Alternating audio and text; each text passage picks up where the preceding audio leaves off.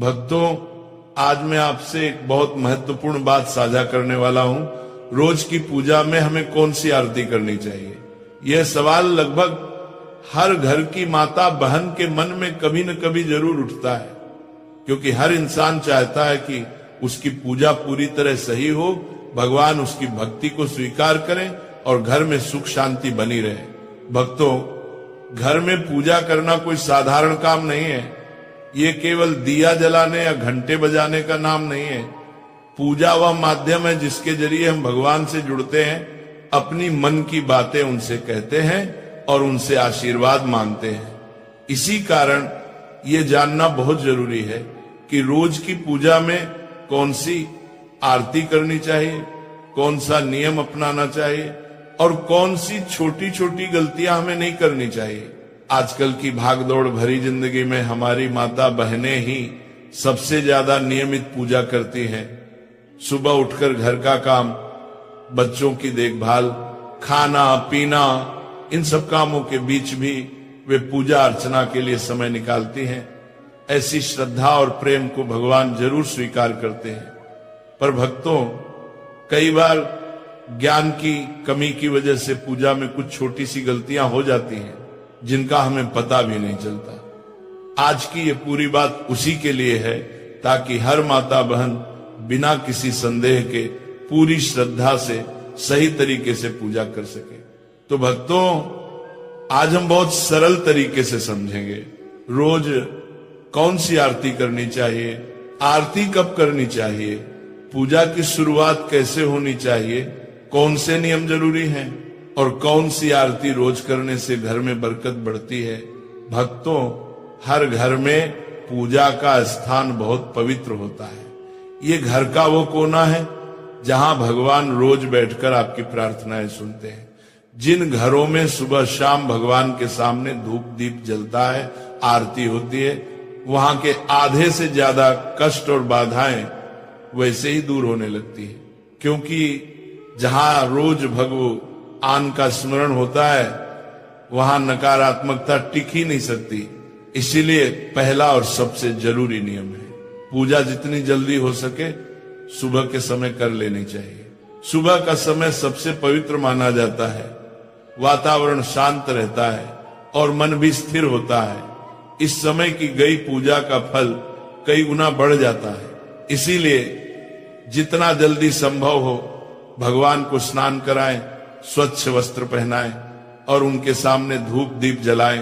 भक्तों, अधिकतर घरों में माता बहनें ही नित्य पूजन करती हैं। वे सबसे पहले उठती हैं, घर को साफ करती हैं और फिर पूजा में बैठती हैं। ये बहुत बड़ा पुण्य है। भगवान ऐसे घरों पर अपनी विशेष कृपा बरसाते हैं जहां महिलाएं स्वयं प्रेम से पूजा करती हैं। पर यह भी जरूरी है कि पूजा के सही क्रम और सही आरती का ज्ञान हो ताकि पूजा पूर्ण मानी जाए। अब भक्तों, आगे हम विस्तार से समझेंगे प्रतिदिन की पूजा में कौन सी आरती करनी चाहिए और क्यों करनी चाहिए, ताकि भगवान प्रसन्न हो और आपके घर में सुख शांति समृद्धि और मंगल का वास बना रहे। भक्तों, सबसे पहले इस बात को बहुत सरल तरीके से समझो कि घर में पूजा पाठ करना सिर्फ एक नियम नहीं होता, बल्कि ये हमारे घर की आत्मा को जगाने जैसा कार्य है। हर घर में माताएं और बहनें बहुत श्रद्धा से ये जिम्मेदारी निभाती हैं और कई घरों में पुरुष भी पूरी निष्ठा से भगवान की पूजा करते हैं। लेकिन पूजन का सही फल तभी मिलता है जब हम इसे समय पर सच्चे मन से और शुद्ध तरीके से करें।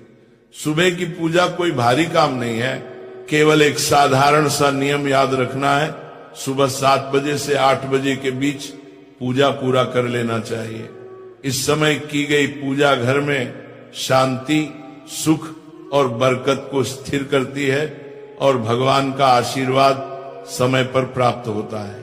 अब भक्तों, शाम की पूजा का महत्व और भी अधिक है जब सूरज ढलने लगता है और घर में हल्की हल्की सांझ उतरती है।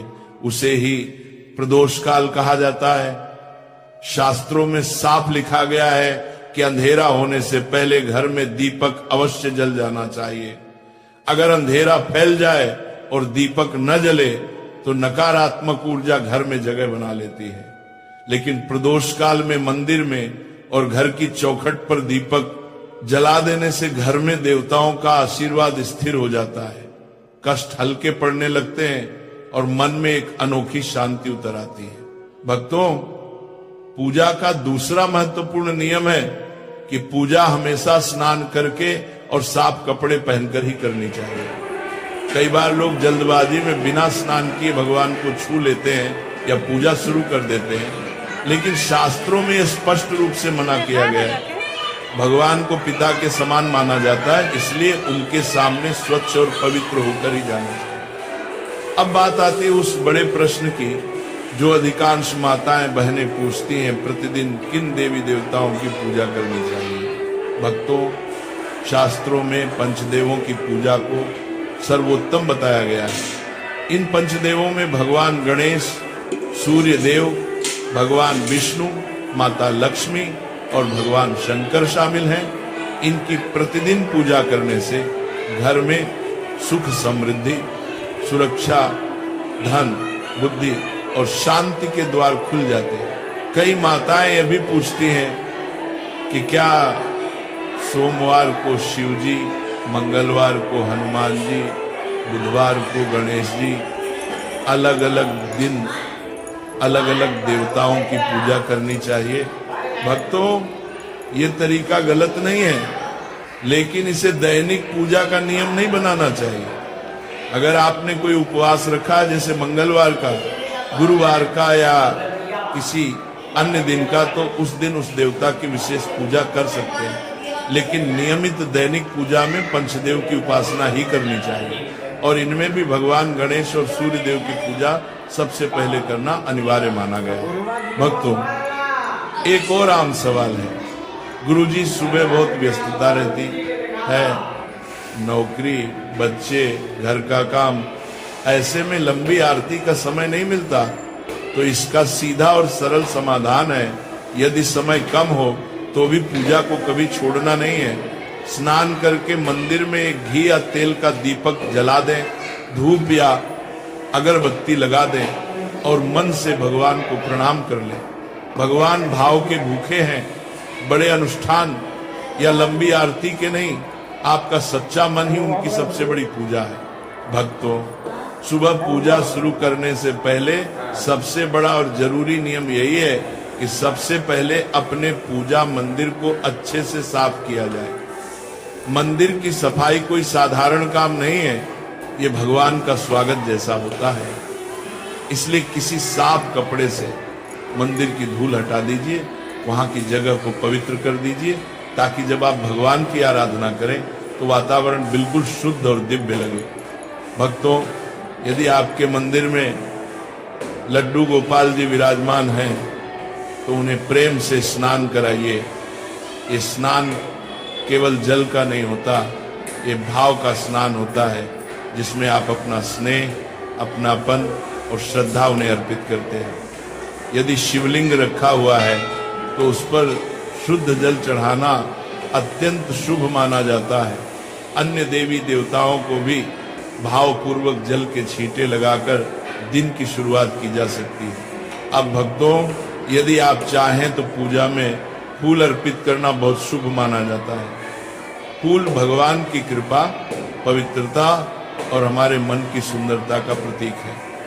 प्रतिदिन सुबह मंदिर में 1 लोटा जल भरकर रखना भी जरूरी है।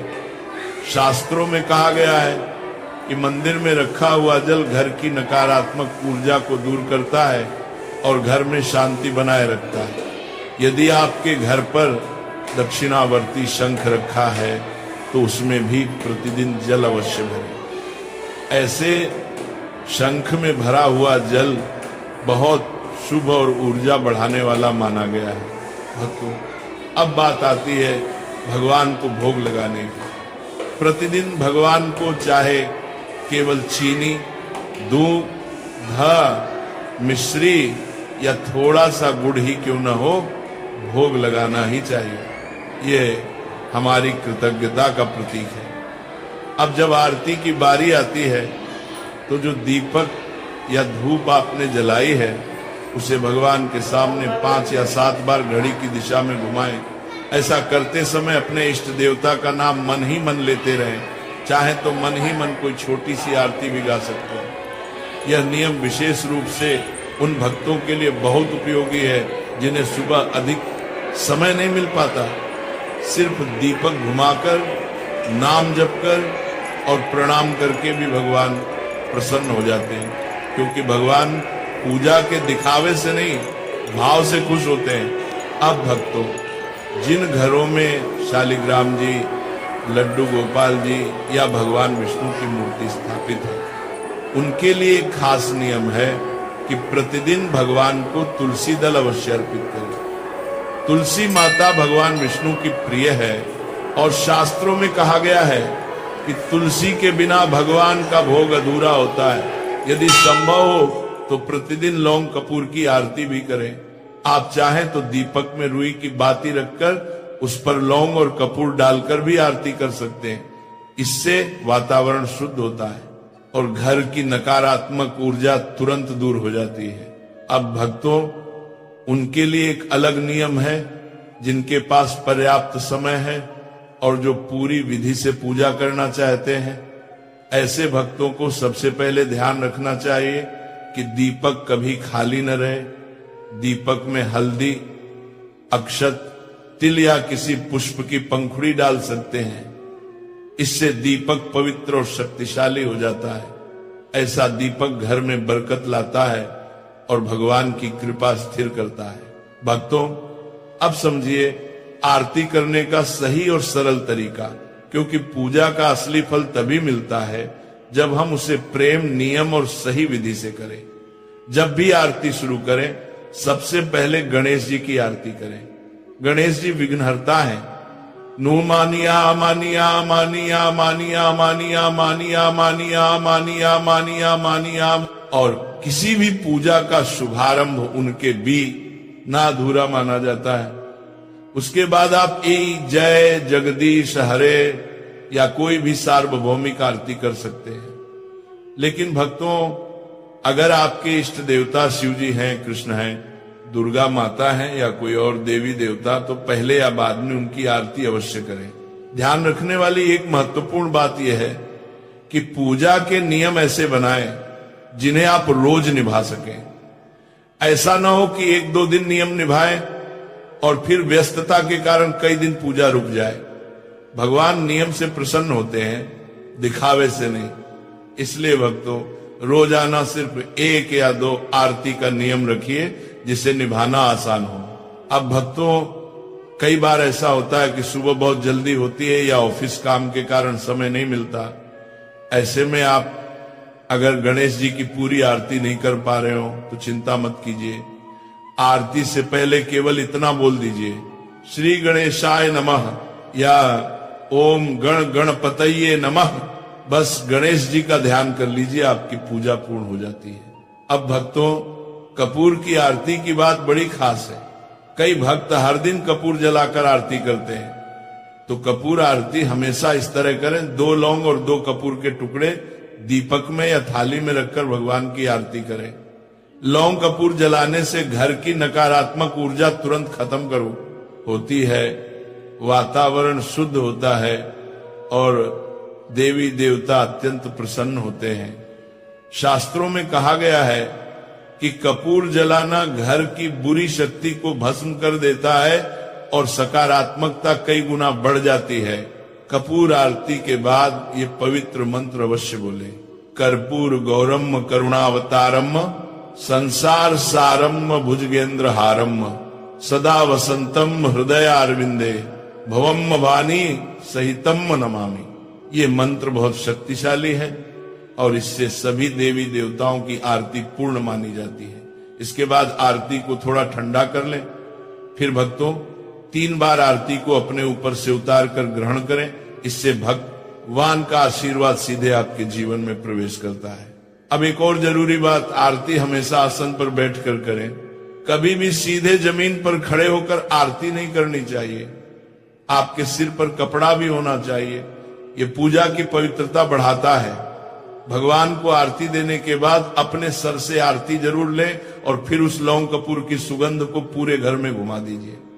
इससे घर से बुरी नजर, रोग दोष और नकारात्मक ऊर्जा दूर हो जाती है। अगर आप पूजा में चालीसा पाठ या मंत्र जाप करते हैं तो पहले वो कीजिए, और आरती हमेशा अंत में की जाती है, यह नियम याद रखें। आरती के साथ भगवान के सामने थोड़ा भोग और एक लोटा जल जरूर होना चाहिए। यह पूजा को पूर्णता देता है। अगर आप पूजा को पूर्णता देता है, अब भक्तों, जो लोग दिन भर व्यस्त रहते हैं वे संक्षेप में भी सरल आरती विधि से पूजा कर सकते हैं। दीपक जलाकर, थोड़ी धूप लगाकर, बस 5 या 7 बार आरती घुमाकर, और जिनके पास समय भरपूर है वे विस्तृत विधि के साथ पूर्ण आरती कर सकते हैं। दोनों ही तरीके भगवान के लिए समान है, क्योंकि भगवान